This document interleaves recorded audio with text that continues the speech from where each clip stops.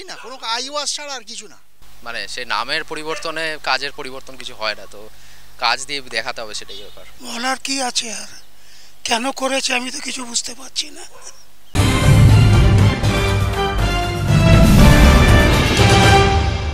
ঠিক এই মুহূর্তে দাঁড়িয়ে রয়েছি রাজভবনে, না সরি, দাঁড়িয়ে রয়েছি লোকভবনে। কারণ আজকের থেকেই রাজভবনের নাম বদলে হচ্ছে লোকভবন। রাজ্যের রাজ্যপাল স্বয়ং সিবি আনন্দ বোস সেই লোকভবন লেখা ফলক নিজের হাতে উদ্বোধন করেছেন, লাগিয়েছেন। অর্থাৎ যে দীর্ঘ যে ওই ইতিহাসের যে ছায়া, যে ইতিহাস, সেই ইতিহাস কিন্তু আজ থেকে আমরা সেই ঐতিহাসিক ক্ষণে কিন্তু দাঁড়িয়ে রেখেছি রাজভবনের সামনে। হয়তো আমরা কালকের থেকে প্রত্যেককে বলতে হবে যে এটা লোকভবন। এই যে রাজভবনের নাম বললে লোকভবন হলো, এটা সাধারণ মানুষের কাছে আমরা জানতে চাইব যে এই নাম বদলটায় তারা কিভাবে নিচ্ছেন। এই যে রাজভবন তো এটা এতদিন ছিল, আজকের থেকে নাম বদলে গেল, লোকভবন হলো, কি বলবেন? সেটা সরকার যা ভালো বুঝেছে করেছে, আমরা কি বলবো, আনপাবলিক সাধারণ পাবলিক, আমাদের তো কিছু বলার নেই। রাজভবন মানে কিন্তু রাজতন্ত্রের ব্যাপার, যেখানে লোক রাজভবন রাজতন্ত্র বাদ দিয়ে লোকতন্ত্র চলে যায়, মানে লোক, এই বিষয়টা কীভাবে দেখছেন? আমরা সাধারণ মানুষ কমেন্ট কিছু করবো না। लोक भवन नाम लेने में थोड़ा टाइम लगेगा, अभी तो राजभवन के नाम से ही सब जानेंगे, है कि नहीं? बोलिए आप। लोक भवन हो गया तो ये तो पॉलिटिकल मैटर्स हैं, ये लोग बेस्ट जज हैं, क्या करेंगे नहीं करेंगे, हम क्या बोल सकते हैं बताइए? हमारे कहने से कुछ होगा भी नहीं। बात तो सही है ना आपकी? রাজভবন তো একটা হেরিটেজ নাম।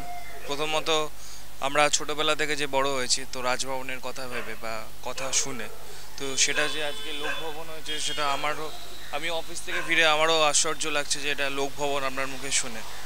তো এই যে নতুন নামকরণ, নতুনরা কীভাবে নতুন জামানায় নতুন প্রজন্মের সাথে মিলিয়ে যায়, সেটাই দেখার।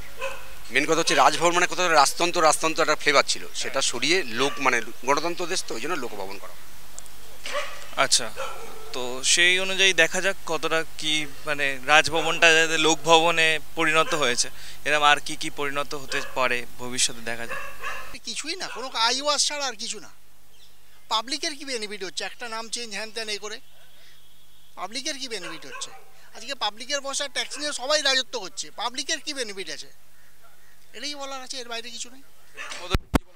না, এ তো বেকার বোগাস জিনিস, কাজের কাজ কিছু না, অকাজ, শুধু অকাজের বাইরে কিছু না।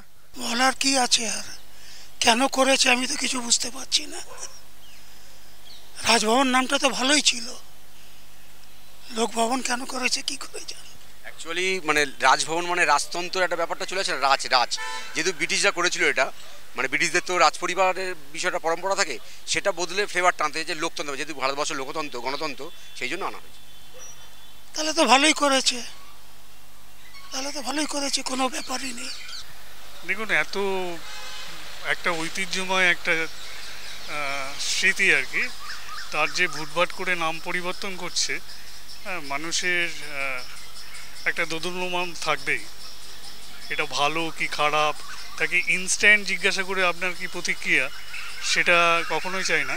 আমি ভারতীয়, সেহেতু ভারতীয় কিছু থাকুক সেটাও চাই। সেরকমভাবে ভুটভাট করে নাম বদল করাটাও আমার পক্ষে এটা ঠিক গ্রহণযোগ্যতা লাগে না, সময় লাগবে। নতুন চেঞ্জ করা যেতেই পারে, আমার কোনো অসুবিধা নেই। তবে রাজতন্ত্র যে কথাটা থেকে রাজভবন এসেছে, সেখান থেকে যদি লোকভবন হয় গণতন্ত্রের দৃষ্টিভঙ্গি থেকে, অ্যাকসেপ্টেবল, অসুবিধার কিছু নেই। মানে সে নামের পরিবর্তনে কাজের পরিবর্তন কিছু হয় না, তো কাজ দিয়ে দেখাতে হবে, সেটাই ব্যাপার। বাকি নামের তো মানে কোনো সিগনিফিক্যান্ট সেরকম চেঞ্জ তো আমি জানি না সেটা। বদলটা মানে সাধারণ লোকের মানে কোনো উপকার যদি হয় তাহলে ভালো হয়, যদি না হয় তাহলে তো কোনো লাভ নেই সেটা। মানে যে কোনো সব দেশেই মানে বিভিন্ন স্টেশনের নাম পরিবর্তন আছে, তো এটার উপরে সেরকম কিছু তো দেখছি না আমি। যেরকম কাজের ওপরে সব ডিপেন্ড করছে আর কি, যা হবে।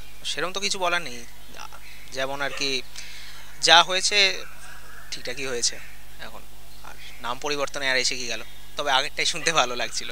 যাই হোক, রাজভবনের নাম বদলে লোকভবন হওয়াটাকে বেশিরভাগ মানুষ ভালোভাবে নিচ্ছেন। তারা বলছেন যে এই যে লোকভবন নাম পরিবর্তনটা হলো, এতে কিন্তু তারা খুশি। ক্যামেরায় রবি দত্তের সঙ্গে বিশ্বজিৎ হালদার, ওঙ্কার বাংলা।